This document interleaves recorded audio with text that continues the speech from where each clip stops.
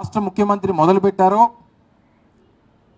దాన్ని తిరిగి తీసుకొని వచ్చి జగన్మోహన్ రెడ్డి గారి మీద రుద్దాలన్నటువంటి ప్రయత్నం చేశారు. ఆయన చేసినటువంటి తప్పు, ముఖ్యమంత్రి చేసినటువంటి తప్పు ఎప్పుడైతే ఆయన దొరికిపోయాడో అప్పటి నుంచి పూర్తిగా దీన్ని రాజకీయం చేయాలనేటువంటి ప్రయత్నం చేస్తూ ఉన్నాడు. వాస్తవానికి అసలు ఈ రాష్ట్రంలో కుల రాజకీయాన్ని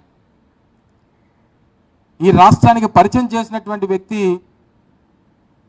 చంద్రబాబు నాయుడు గారు.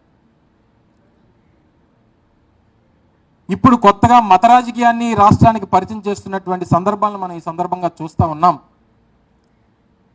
సెక్యులర్ దేశంలో ఉన్నాం, ప్రపంచంలోనే అతిపెద్ద ప్రజాస్వామ్యం కలిగినటువంటి దేశంలో ఉన్నాం. అన్ని కులాలు, అన్ని మతాలు, అన్ని ప్రాంతాలు ఒకటే సమానం అని చెప్పి ఆలోచనలు కలిగినటువంటి దేశంలో ఉన్నాం. కానీ ఈరోజు